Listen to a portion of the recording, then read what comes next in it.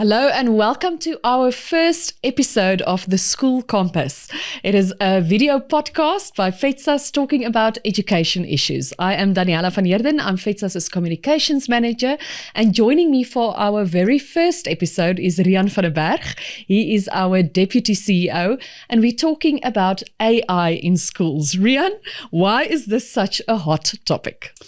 Daniela, I think it's just so overwhelming to see what's been happening in the technology world over the past few years. So AI is not new. AI has been around since around 1960, but the AI platforms that we are engaging with now has come straight from very far high-tech companies into our homes, into our pockets, into our classrooms overnight. And I think that just changes the landscape so quickly. I want to tend to call it our printing press moment.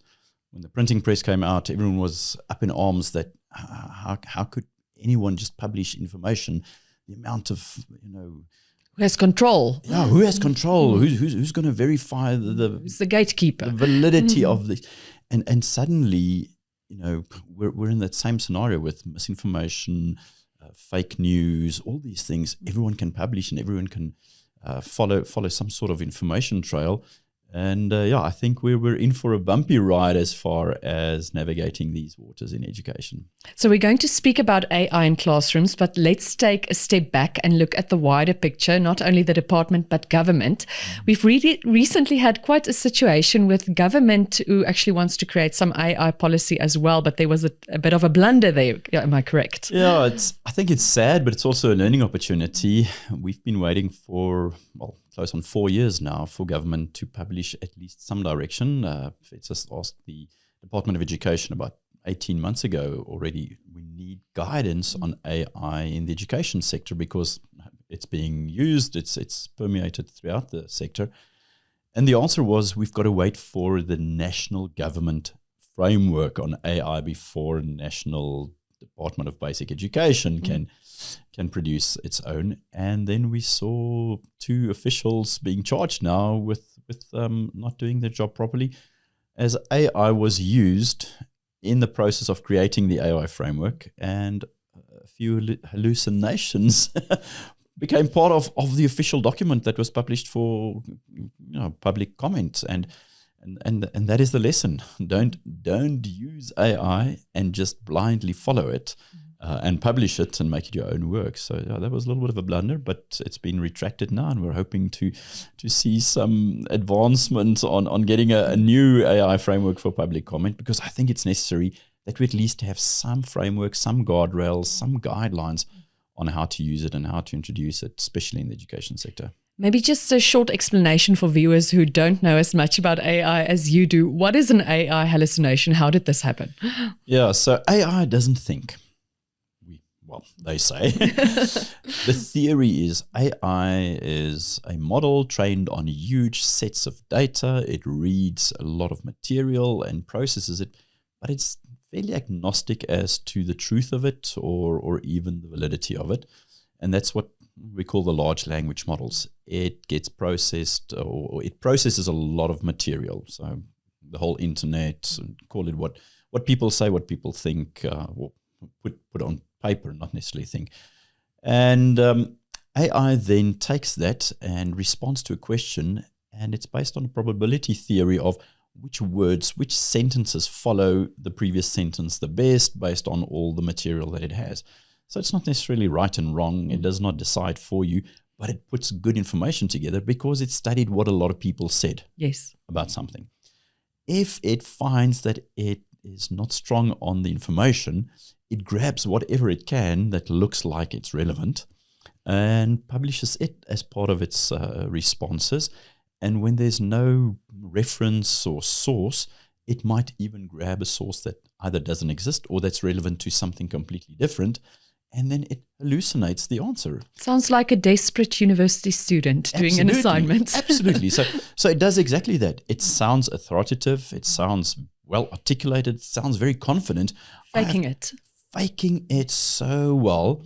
And then if you go and look at the source, it doesn't appear to be valid. So that's the hallucination. In fact, And like I say, I'm not coming up for AI or the inventors of AI, but the model is supposed to be not right and wrong, but give information based on masses of material that it, machine learned, it taught itself. So yeah, that's where the hallucination comes from. The lesson in that is, don't just think anything that comes from AI is right, is correct, is the truth, and should be used. Always test it. So if we have some members of a school community watching here, maybe a teacher, principal, someone from the SGB, and they are toying with the idea of AI policy for their schools, but they do not want this to happen that happened to government, where do they start? Why is it actually maybe important to have an AI policy within your school? Yeah, I think we need to differentiate between two things. I think policy is required, but policy should not inhibit and limit innovation. I think at the end of the day, policy is very much needed, but we already have a code of conduct policy which speaks to a lot of the issues that AI can assist with, like bullying and tampering with images and speaking to values, really. Speaking to values, integrity, respect. All these things are mainly covered in most schools' code of conduct already. When it comes to AI specifically, I think we've got to make set policy to say what we decided and why. We are going to use it. This is the reason. We are not going to use it in this scenario, and that is the reason.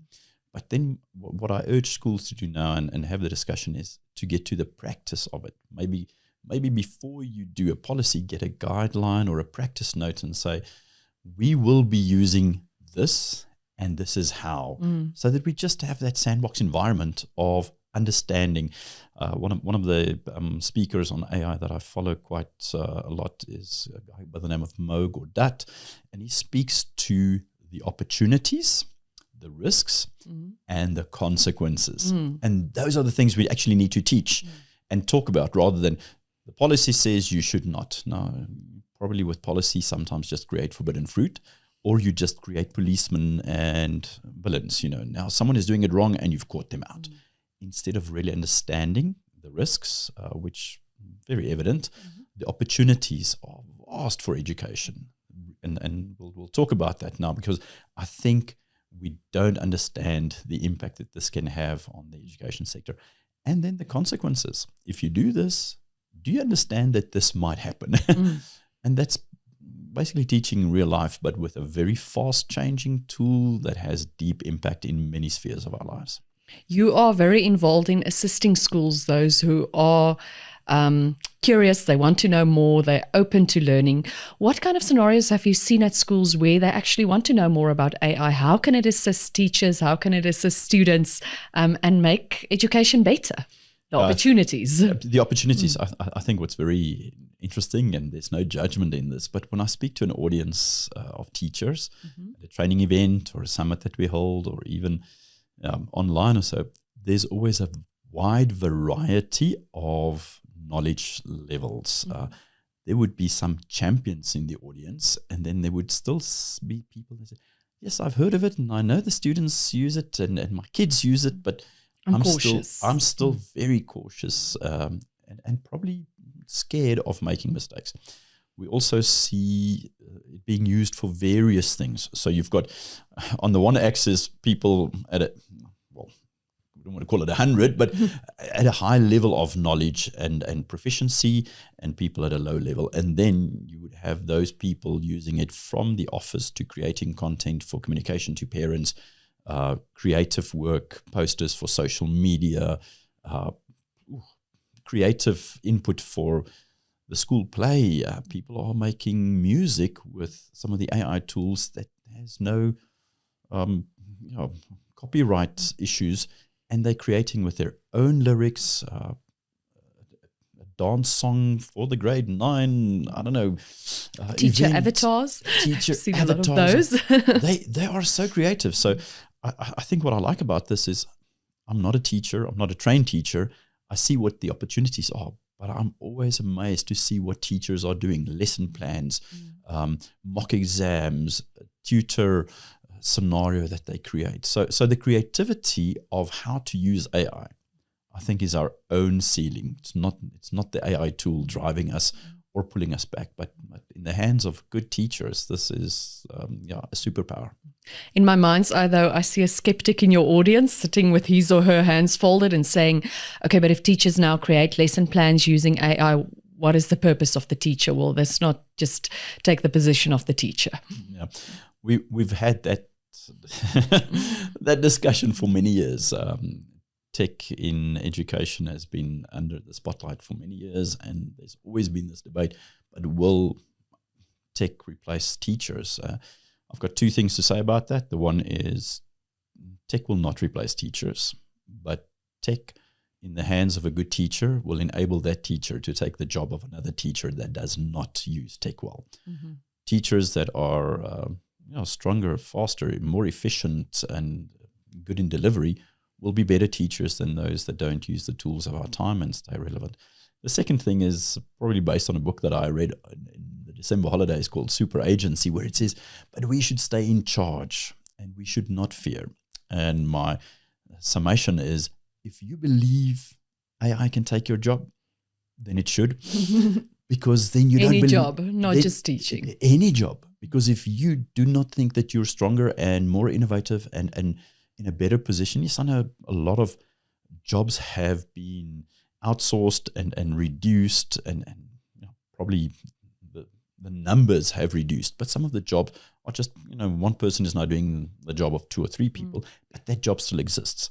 But so many new jobs have been created as well. So we've got this transition time of losing jobs and gaining jobs, but I believe true teachers will back themselves and say, I cannot do what I can do. Teaching is not just delivery of material, curriculum. It's school is a social construct. School is a social environment. It's a role model environment. It's far more a relational environment than just getting the material. Because otherwise, YouTube could have taught all our kids a long time ago. But we do not see that, and we do not want that. And it's not the one or the other. It's probably a combination of those. A little bit of the hybrid world we're living in. So for teachers, I can imagine it can help them a lot with the administrative side, taking a lot of that, as we call it, kind of donkey work away from them, doing innovation, thinking in a new way about their lesson plans. Let's look at the students, especially high school. You have kids in high school.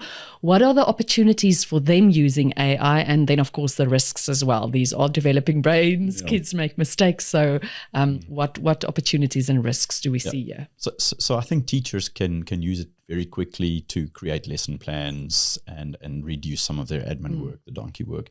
But there's also a lot of fun things that speak to both the teacher's need as well as the learner's need.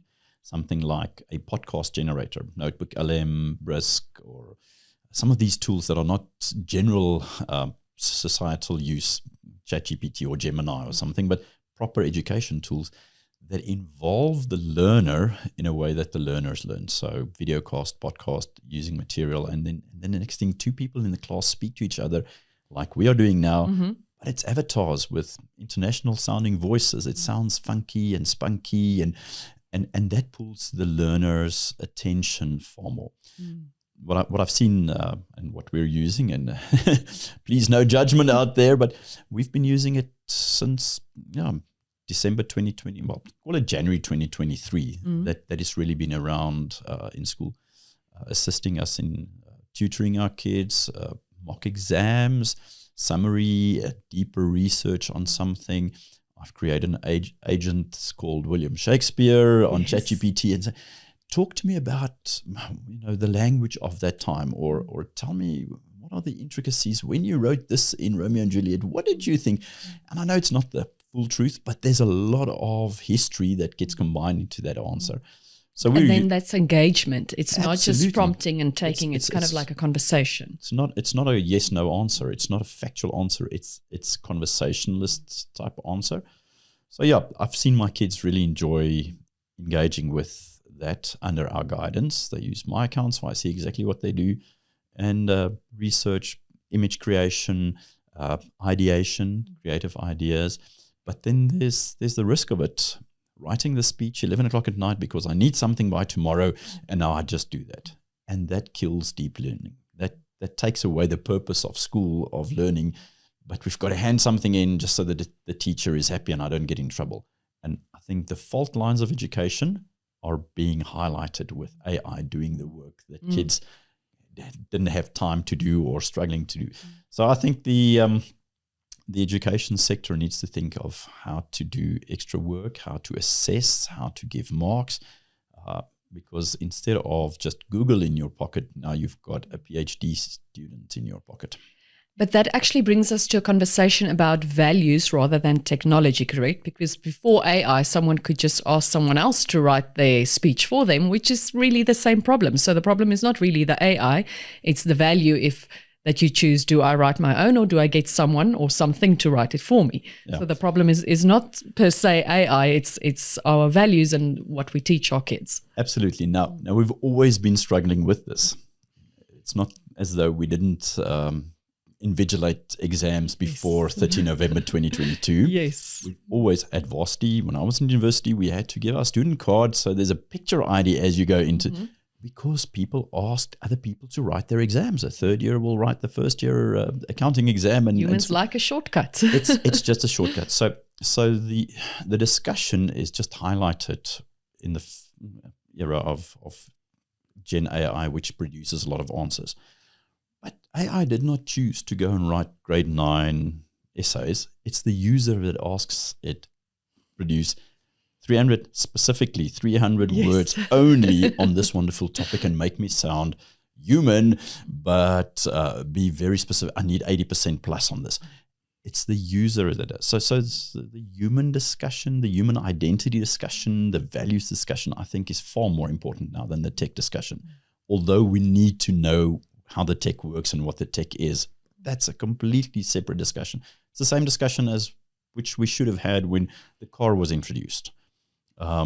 When television came about, movies, and still we have age restrictions on movies, gun laws. No one can have a gun under the age of, I think it's 18, or was it 21? So we have to limit, restrict, and manage this. But we're not talking about the tool. We're talking about the user of the tool. And I think the HI, human identity discussion, is far more important than the AI discussion. So that we understand, do we want to cheat and just get marks, or do we want to learn? Do we want to use this as a tool to manipulate a picture and embarrass someone? Do we want to use all the bad scenarios as the de facto standard of what to use AI for? Or do we want to use it for good? Do you want to use it for studying, for solving complex problems, for being creative? And I think that's a discussion to be had. And a school wants to achieve all these good things that you just mentioned. Where do they start? With the AI policy, with learning, with teaching their teachers AI? FEDSAS helps a lot with that, but any advice that you can give them? I think schools should start having the discussion. We can't wait for the Department of Education or the government to produce a framework. We need to have this discussion. Our research shows that students are using it, learners are using it, and that educators are using it. But there's a gray area of, am I allowed to? How should I use it? Should I disclose? Should I not disclose? Am I just getting marks quick and easy, or what should I do? So I think schools should have a discussion. So starting point 1 is put it on the agenda. We should talk about it. Number 2, we should train. We should definitely be knowledge hubs of what is going on around the world. We're the education sector. We're the industry that train people. So I think teachers should be relieved from a lot of other work to create time, so that my ideal situation would be a school should have an hour a week for AI training for teachers, because it advances so quickly. Keep in mind that 1 December 2022, there were no specialists, no superheroes in AI. And within less than 4 years, we've had champions evolve and other people still wondering, but what is this GPT thing? And we shouldn't be there. So people should definitely be trained and given time to train. Otherwise, where are they going to stay ahead of the curve and not fall behind? I think what we should do is also involve the learners. We should talk to them, especially in high school, and say, we know it's here. We know you're using it. But let's disclose our use. Let's not break down the process of learning by just handing in a project. How should we do it differently? So talk to them, and then talk to the parents. I was at a school meeting the other night, a parent meeting, where the school said, parents, don't exactly know the answer, but we're talking about this, and we're going to start with training our teachers. So I think there's a lot of starting points, but to head in the sand is not going to work with this one. So what would a classroom, if you were the principal of your dream school, we can imagine anything and everything now, what would a classroom in your dream school look like if you were a principal? I think what we say in the Center for Technology for the last few years is that we should learn as we live. And in saying that, I think the concept of continuous learning is the one cornerstone or the one leg that it stands on. But the other one is our learning spaces, processes and environments and tools need to mirror what real life is. Learn as we live. If you come to school with a Bluetooth radio in the car and AI and flat screens at home, maybe your living environment is not reflected in your learning environment, and that disconnect starts. So I would say that number one, we should create an environment with access, not necessarily use, but access to this. A school should have equal access for everyone that doesn't have the same access at home. And I think that's important in our South African context to create the opportunity for people to go into the technology world. The second one would be to create the processes and environment that would not just mirror the world we live in, but that would point to the future of work. All these tools are going to be used in our future work. We don't type at school anymore, but yet most people or a lot of people work on a computer every day, typing. Yes. And that's a little bit of a disconnect. I had to teach myself typing after school, but I want my kids now to know how to type because they're going to engage with a computer or by voice, but mainly by typing. So just something as small as that. So my ideal school would be where everyone has access, where we don't over-invest in tools, but over-invest in the learning process, the understanding of it, and using it as a teacher tool rather than a learner tool. High-tech availability, but still being human in this age of technology. Human in the age of technology. A good summary. Thank you, Riaan. Thank you. Thank you for joining us for the first episode of the School Compass. If you have ideas for topics you'd like to know more about, let us know in the comments. Until next time.